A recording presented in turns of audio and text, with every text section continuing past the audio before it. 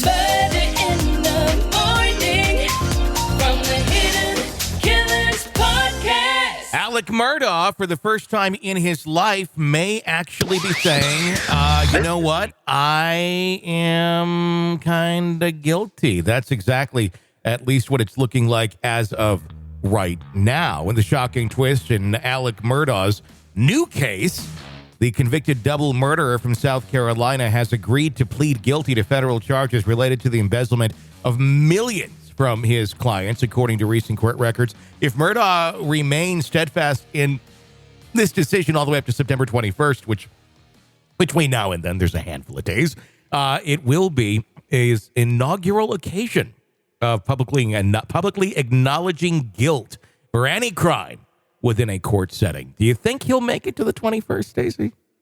I don't think so. This guy, he just can't help himself, can he? He'll pull back at some point and go, wait a second, wait a minute.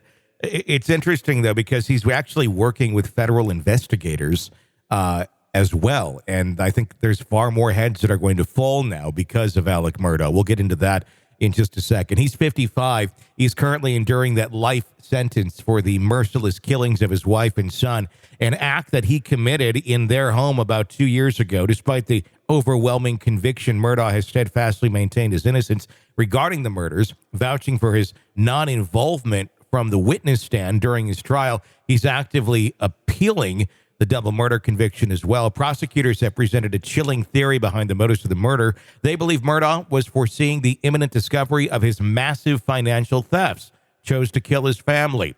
The hope was that their tragic deaths would act as a smokescreen, buying him both sympathy and a much-needed time on the clock to cover up the crimes themselves. Should the federal guilty plea materialize, it could spell extended incarceration time for Murdaugh. Even if his appeal against the murder conviction were to be successful, the federal charges ensure that freedom remains very distant, if not a complete impossibility. Investigators, both state and federal, have unraveled a web of deceit spun by Murdaugh before the tragic murders. Murdaugh is believed to have stolen significant sums from clients who are already grappling with debilitating injuries.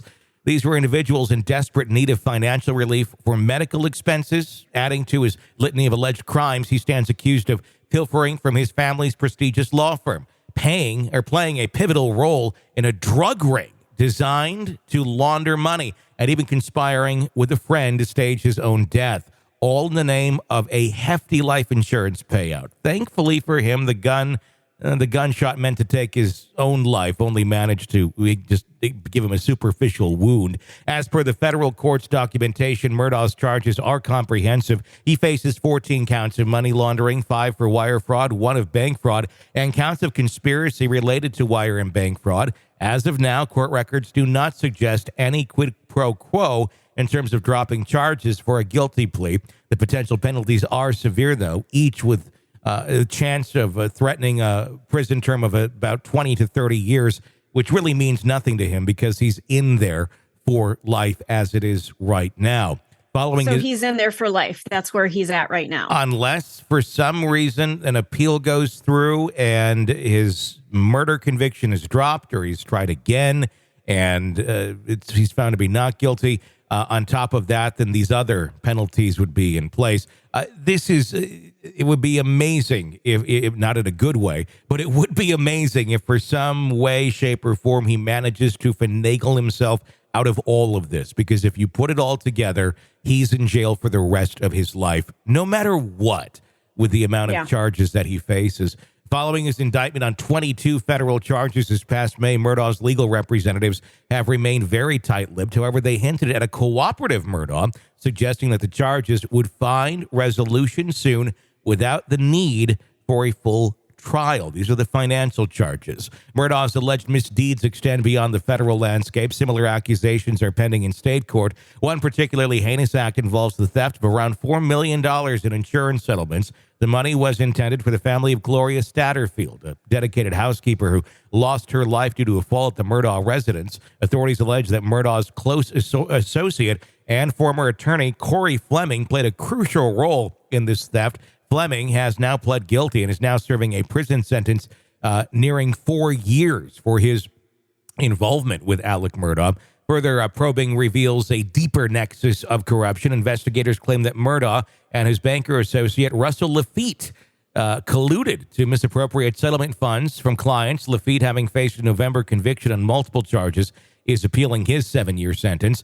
Murdaugh's extensive rap sheet includes charges of cheating, misleading bank accounts, resembling legitimate companies that manage settlements. This was supposedly a tactic to siphon off client funds seamlessly. Currently, Murdaugh is housed in protective custody in a state prison following his conviction for the brutal murders of his son, Paul, and his wife, Maggie. His legal battles are far from over, with approximately 100 state charges looming, encompassing a huge load of potential charges and time that he could be facing for those thefts, including tax evasions. A pretrial hearing for these charges is imminent, which will also be Murdaugh's first public outing since his dramatic exit from the Colton County courtroom earlier this year. This guy, Yeah. this guy. I mean, he's too much, isn't he? What I'm really curious about is his work with federal investigators right now. I'm guessing, this is speculation, that it has something to do with his drug ring that we didn't really hear a whole hell of a lot about in court the first time. But the amount of money that he was making or claiming to be making, and then spending that all on drugs for himself, was utterly ridiculous and physically impossible, which would lead one to believe that he was behind some sort of a drug ring. And if he's naming names and getting people arrested with federal investigators, and he's in prison for the rest of his life, people who tell on people, narcs and such, don't really fare too well behind bars. Right now, he is in protective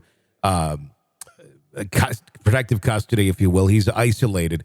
But, in time, those sort of things change once the press dies down, once all of the hoopla around a name slowly fades away. 4 or 5 years, I would imagine, if not sooner, he'd be in general population.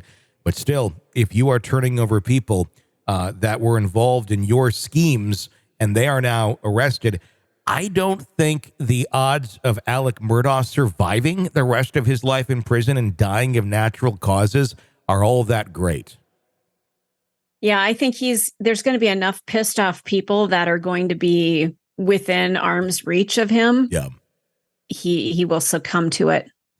I don't really, it's all how he plays this. Obviously, he's a very manipulative guy. There's a lot of people behind bars right now that he already put behind bars when he was an attorney. Yeah. So there's already a group just chomping at the bit to go after him. And if he's behind the scenes now working with investigators, I don't know where that's good. I mean, I'm really honestly, at some point, if he does go back into some sort of general population, it's going to be a quick story. And I think it's going to be very much Alec Murdaugh found dead in his cell. I don't think he's going to survive in there. He's playing both sides right now. He is. He's being the manipulative, cunning person he is. And I also, you got to wonder, too, this is someone who lies about literally everything. So it's got to be difficult as an investigator on this, if you are working with Alec Murdaugh, to understand what his honesty is, what is he actually talking about that's legit and what is not. So yeah, you just don't know what you're going to get from this guy. I don't think anybody knows what he's going to give them, but that's where things are at. The investigation continues, but we may see that first guilty plea from Alec Murdaugh in court for the very first time very soon.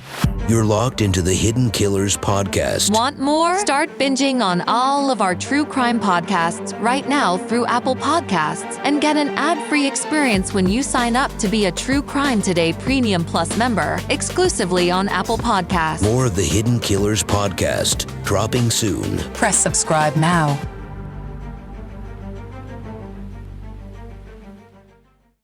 This is the Hidden Killers podcast. Want more? Start binging on all of our true crime podcasts right now through Apple Podcasts and get an ad-free experience when you sign up to be a True Crime Today Premium Plus member exclusively on Apple Podcasts. More of the Hidden Killers podcast dropping soon. Press subscribe now.